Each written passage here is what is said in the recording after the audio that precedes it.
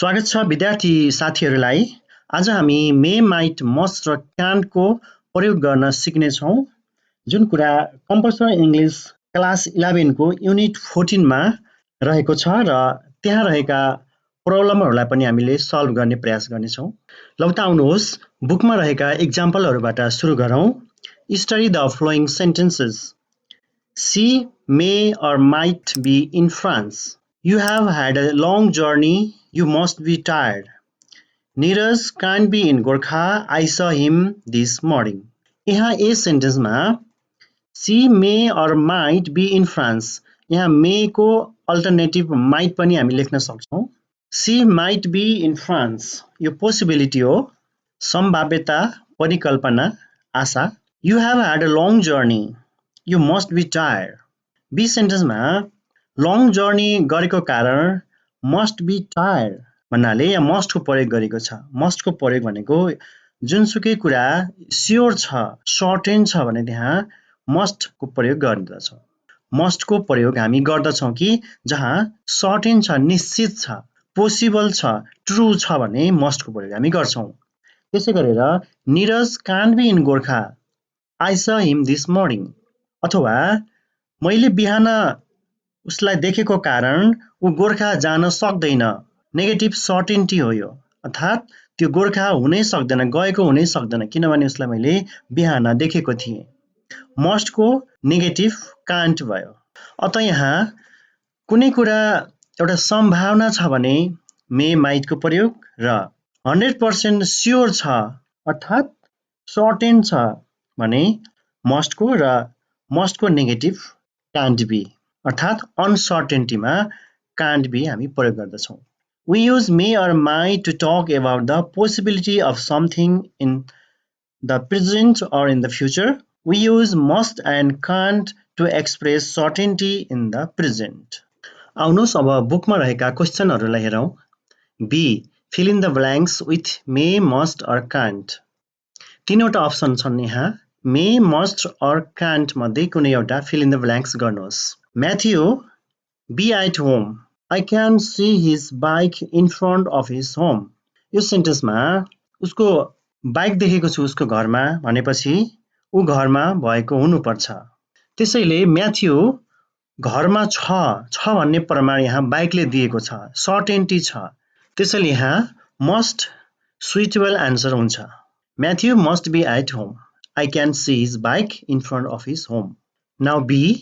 They be coming tomorrow. भोलि आउने सम्भावना यहाँ देखाएको छ, कुनै सर्टेन्टी छैन। त्यसैले यहाँ may or might हुन्छ। They may be coming tomorrow. Now C. She speaks French very well. She's only lived in Paris for 2 weeks. अब उनी French बोल्छिन्। She speaks French very well. She has only lived in Paris for 2 weeks. 2 weeks मा French बोल्न कुनै पनि भाषा बोल्न सम्भव छैन। त्यसैले यहाँ अनसर्टेन्टी अथवा इम्पोसिबिलिटी देखाएको छ, पोसिबल छैन। त्यसैले cannot, त्यसैले यहाँ यसको आन्सर cannot हुन्छ। She can't speak French very well. She has only lived in Paris for 2 weeks. 2 हप्तामा बोल्न सम्भव नभएको हुनाले अनसर्टेन्टी, इम्पोसिबल, त्यसैले can't भयो। D. My key is not in my pocket or on my desk. Key पकेटमा नि छैन र डेस्कमा नि छैन भनेपछि अर्को ठाउँमा हुने सम्भावना बढी देखियो। So it be in drawer, in the drawer. So it be in the drawer भनेपछि यहाँ must हुन्छ। So it must be in the drawer. Now E. I saw him yesterday. He be abroad. मैले उसलाई हिजो देखेको हुनाले ऊ विदेश जान सक्दैन, इम्पोसिबिलिटी छ अर्थात् अनसर्टेन्टी। त्यसैले यहाँ can't हुन्छ। He can't be abroad. हिजो देखेको कारण ऊ विदेश जानै सक्दैन अर्थात् आज गएको छैन। F. You got the job? That's great. You be very delighted. अब जागिर पाएपछि मान्छे त 100% खुसी हुन्छ, त्यसकारणले must be very delighted. You must be very delighted. Now G. I finish it by tomorrow if I stay at work all night, but I am not sure. यसले sure छैन भनिसकेको छ। र अर्को कुरा यहाँ कन्डिसन पनि दिएको छ if I stay at work all night but I am not sure त्यसैले यहाँ पोसिबिलिटी हुन्छ पोसिबिलिटी अर्थात् may I may finish it by tomorrow now H somebody is knocking on the door it be Sabina she promised to come today उनले आज आउने प्रतिज्ञा गरेको कारणले यो प्रोमिस्डले एउटा सर्टेनिटी देखाएको छ स्योर देखाएको छ सम्भावना भन्दा पनि स्योर देखाएको छ स्योरिटी सर्टेन अलरेडी डिसाइडेड छ त्यसैले डिसाइडेड भएको कारणले पोसिबल 100% पोसिबल हुन सक्छ त्यसैले यहाँ मस्ट हुन्छ now see rewrite the following sentences using may or might must or can't यहाँ सेन्टेन्सहरुलाई मे माइट अथवा मस्ट क्यान्ट लगाएर हामीले रिराइट गर्नुपर्नेछ पुनर्लेखन गर्नुपर्नेछ जस्तै एक्जाम्पलमा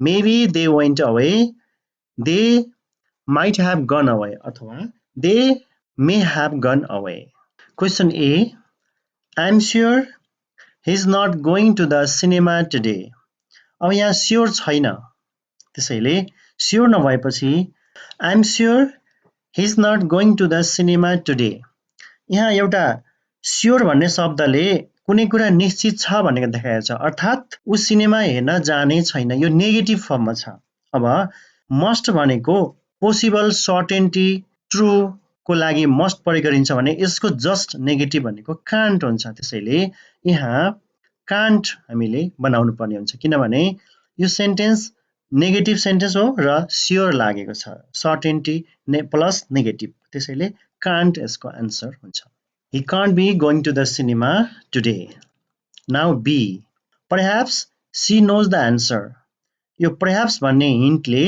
यो perhaps भन्ने शब्दले पोसिबिलिटीलाई देखाएको छ त्यसैले कुनै पनि कुरा यहाँ स्योर छैन यहाँ डाउट छ त्यसकारणले यहाँ मे हुन्छ she may know the answer now C I am sure he has a car अब यहाँ स्योर छ यो पोजिटिभ सेन्टेन्स हो र यहाँ स्योर छ भनेपछि हुन्छ मस्ट यसको आन्सर हुन्छ must he must have a car now D I doubt if it rains later on यहाँ डाउट छ अर्थात् शंका छ कुनै काम हुनुमा र सर्टेन छैन स्योर छैन त्यसैले यसले पोसिबिलिटीलाई इंगित गरेको छ यसको आन्सर हुन्छ मे It may rain later on.